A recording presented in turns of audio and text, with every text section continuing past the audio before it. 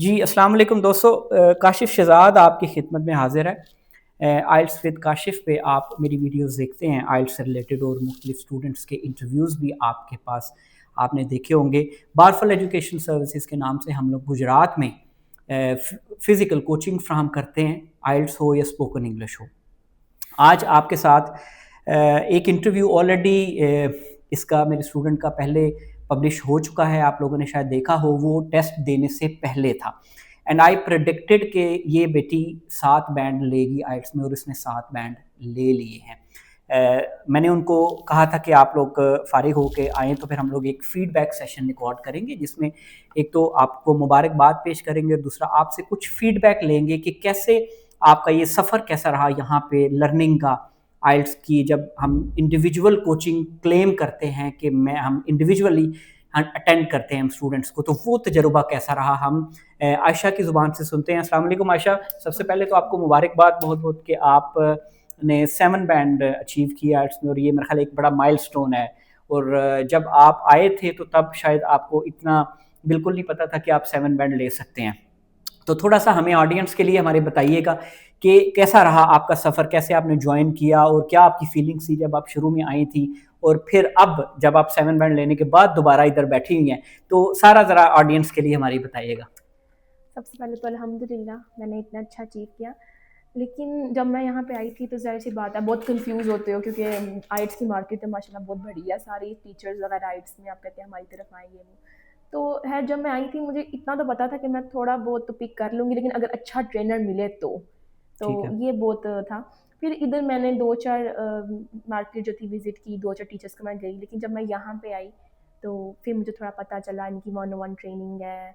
इन्होंने मुझे बताया कि सारा कंप्यूटर लैब एक अलग से जहाँ पे प्रैक्टिस करवाते हैं, जो कि काफ़ी ज़्यादा अकेडमीज़ में नहीं थी। वो आपको यही कह रहे थे कि प्रैक्टिस आप हर जगह करिएगा लैपटॉप पे या कुछ भी। लेकिन ये है कि ना यहाँ पे आके मुझे बड़ा अच्छा एनवायरनमेंट लगा, फ्रेंडली लगा।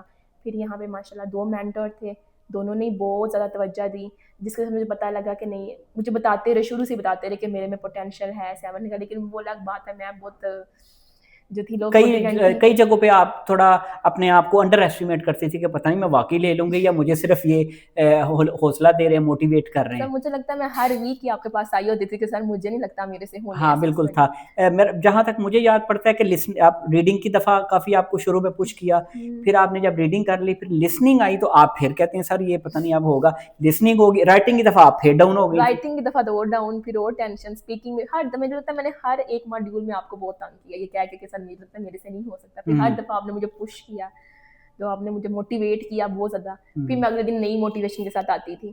तो ये बड़ा एक तो प्लस कितना पॉइंट था। इम्पोर्टेंट है आइल्स में ये कि मोटिवेशन आपके मैं लिए? अगर कहती ये हूँ ना हो तो कैसे बच्चे आइल्स जो कर लेते मुझे हैं? लगता है कि 40% तैयारी ज़रूरी है और 60% मोटिवेशन ज़रूरी है। कि क्योंकि आपको कोई बंदा कॉन्स्टेंटली पुश करने पुश करता और रहे। आपको ये यकीन दिला सके कि now you can do it. बिल्कुल।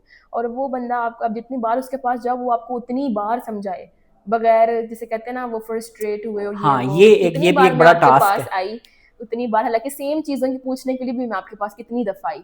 आपने मुझे हर दफ़ा उसी तरीके से या कभी तरीका चेंज करके, कभी किसी और मेथड से जो मैं मतलब जहाँ से सीखना बाज़ चाहती दफ़ा हूँ। एक इंस्ट्रक्टर से कोई चीज़ समझ नहीं आई, आपने दूसरे इंस्ट्रक्टर को हमने कहा हुँ, जी आप समझा दें, हो सकता है मेरे से हाँ, बाज़ दफ़ा कुछ चीज़ ऐसे। समझ नहीं आती, तो दूसरे इंस्ट्रक्टर ने वो समझा दी। आइल्स फीका है या इंटरेस्टेड है? इंटरेस्टेड है, अगर आपका मेंटर आपको अच्छा मिल जाए, तो वो आपका इंटरेस्ट सही डेवलप कर देता है। लेकिन अगर खुद से लगे होते हो ना, तो मेरा ख़्याल है आप थोड़ा ना कहीं न कहीं लॉस्ट हो जाते हो। स्पेशली जब आप रीडिंग या लिसनिंग कर रहे होते हो ना, तो आपका माइंड पता नहीं कहाँ डाइवर्ट हो जाता है। लेकिन आपका अगर मेंटर अच्छा हो, टीचर अच्छा हो, तो वो आपको बताता है कि ये इंटरेस्टिंग है, इसमें आपने ऐसी चीज़ों को निकालना है, ऐसे सॉल्व करना है, तो और फिर वो जिस तरह मॉड्यूल बाय मॉड्यूल हम लोग इसको लेके चलते हैं, जैसे कि आपको आता ही हमने पहले रीडिंग रीडिंग करवाई, कराई। फिर लिसनिंग करवाई, फिर राइटिंग करवाई और फिर साथ में हम लोगों ने, क्या ये आपको सही लगा कि हाँ यार ये मॉड्यूल बाय मॉड्यूल है?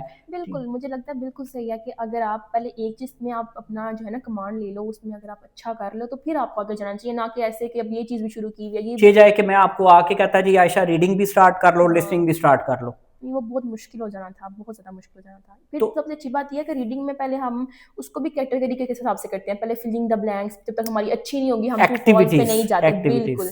एक्टिविटीज़ के हिसाब से, जब तक हम एक एक्टिविटी ठीक नहीं करते, आप हमें आगे नहीं लेके जाते। मैंने ऑलरेडी इस पे वीडियो बनाई हुई है कि हम लोग एक्टिविटी वाइज लेके चलते हैं कि फिलिंग द ब्लैंक्स हैं, ट्रू फॉल्स हैं, मल्टीपल चॉइस क्वेश्चन है, लिस्ट ऑफ हेडिंग है, मैचिंग हेडिंग, हम उसको ब्रेक डाउन कर लेते हैं कि एक एक्टिविटी सेट करो फिर दूसरी एक्टिविटी पे चले जाना, इस तरह एक्टिविटीज। अच्छा आयशा, बीच में आप ऑन एवरेज कितना टाइम डेली आइल्स पे स्पेंड करती थी, घर पे या यहाँ पे एकेडमी में? मैं जो करती थी यहीं पे करती थी, क्योंकि घर में मेरी वो सबसे टेंशन नहीं थी। ठीक है।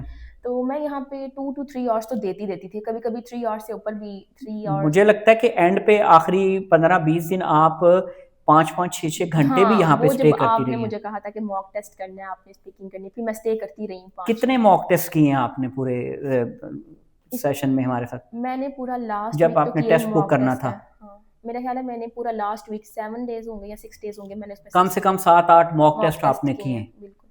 चले, और जो नए स्टूडेंट्स हैं उनके लिए आप क्या सजेशन देंगी कि अगर वो आइल्स की तैयारी करना चाहते हैं या वो किसी एकेडमी को ज्वाइन करना चाहते हैं तो उनके लिए क्या एडवाइस करेंगी आप? सबसे पहले तो उन्हें ये माइंड में क्लियर होना चाहिए कि ज़रूरी नहीं कि जहाँ पे आपको ज़्यादा फ़ीस देनी पड़े या कुछ भी, आपको क्वालिटी देखनी चाहिए, ठीक है? कि आपकी टीचिंग मेथड कैसे आपको मिलेगा, ये वो। अगर आप घर भी करना चाह रहे हैं, तो भी आपको जो है ना अपना एक मोटिव सेट करना चाहिए और अपनी पूरी अटेंशन देनी चाहिए, और ना चीज़ों को जब तक क्लियर नहीं होती, आगे नहीं बढ़ना चाहिए। ये टेंशन नहीं होनी चाहिए, मेरी रीडिंग ही नहीं हो रही तो मैं लिसनिंग कब करूँगा, फलाना हाँ, कब। ये इसी तो वजह से भी कई लोग आइल्स में जो है आइल्स वो में आगे रह नहीं बढ़ जाते हैं, पाते। ऐसे ही है। तो बेसिक्स अपने स्ट्रॉन्ग रखें, फिर आहिस्ता-आहिस्ता फिर इसके अंदर, वरना तो ये बहुत ज़्यादा बंदे को थका भी देती है एक अगर चीज़ मैं ज़रूर पूछूंगा, शुरू में आपको लगा शायद हम थोड़े से एक्सपेंसिव हैं, जी, लेकिन बिल्कुल। अभी आप अच्छा रिजल्ट लेके जब इधर बैठी हैं तो आपको लगता है आपको वैल्यू फॉर मनी मिली है? मुझे लगता है कि पूरा वर्थ इट था, क्योंकि 70,000 का सर पेपर देना है, तो हाँ, वो ज़ाया उसको नहीं सेव होते। करने के लिए बिल्कुल, यहाँ पे ऐसे ही है। अगर मार्केट से को थोड़ी सी को 5-7-10 हज़ार ज़्यादा फीस देनी पड़ती है, हाँ, तो मेरा ख्याल है वो कोई आपके हर्ज नहीं है। अब वो टेस्ट 75,000 ऑलमोस्ट का हो गया आइल्स का टेस्ट, जो अभी ऐसे जो ही है। रिसेंट उसकी प्राइस है। और कोई स्टूडेंट के लिए एडवाइस करना चाहें आप, और एकेडमी के बारे में कुछ कहना चाहें आप? मैं स्टूडेंट्स को यही एडवाइस करूँगी कि बहुत ज़्यादा केयरफुल रहें, क्योंकि अभी बहुत से टीचर्स ऐसे हैं जो आपको कहते हैं कि हम करा देंगे, लेकिन फिर वो बिल्कुल ही आपसे गाफिल हो जाते हैं, उस तरह से टेंशन नहीं कर फीस देते। ले ली, फिर फिर आपको वो फिर वो तवज्जो ना दी। अब मैं यहाँ पे जब किसी दिन नहीं भी थी आती, जैसे आप मुझे कांटेक्ट करते थे, क्यों नहीं आ पा रही, हाँ, मुझे पूछते रहते थे, मैं तो आना पड़ता था। मुझे पता था कोई ना कोई मुझसे पूछता था क्या कब कितना काम किया कितना नहीं, क्योंकि मैं ऐसी बच्ची हूँ जो कोई सर पे कोई हुए ना तो फिर ही मैं करती हूँ, मैं वैसे छोड़ देती हूँ चीज़ों को। तो बहरहाल एकेडमिक एनवायरनमेंट बहुत अच्छा था, बहुत फ्रेंडली था। आप आपके पास जब आएँ, किसी ओटी के पास जब भी जाएँ, उन्होंने हमेशा पहली प्रायोरिटी दी है। दूसरी बात, यहाँ पे लैब्स भी बहुत अच्छी हैं, लाइक मुझे घर जाके प्रैक्टिस करने की ज़रूरत नहीं थी पड़ती, मैंने सारा कुछ ही कंप्यूटर बेस्ड सीखा था। तो ये बड़ी अच्छी प्रैक्टिस हो गई चलें, थी। बहुत शुक्रिया आयशा आपकी जी। फीडबैक का। नाज़रीन, लोग पैसे लेके आपसे एडवांस फ़ी लेके आप पे तवज्जो नहीं देते, फिर आप उनका मुँह तकते रहते हैं और वो अपना मुँह छुपाते रहते हैं। यहाँ पे आपके सामने आयशा जब जॉइन किया और अब इसका रिज़ल्ट 7 बैंड आया, आपके सामने सारी फीडबैक है कि हम इंडिविजुअल अटेंशन वो भी एंड तक देते हैं। तो आप लोग भी ध्यान रखिएगा, आइल्स अकेडमी ज्वाइन करते वक्त आपको फिजिकल इंस्ट्रक्टर की ज़रूरत पड़ती है आइल्स को अच्छा करने के लिए।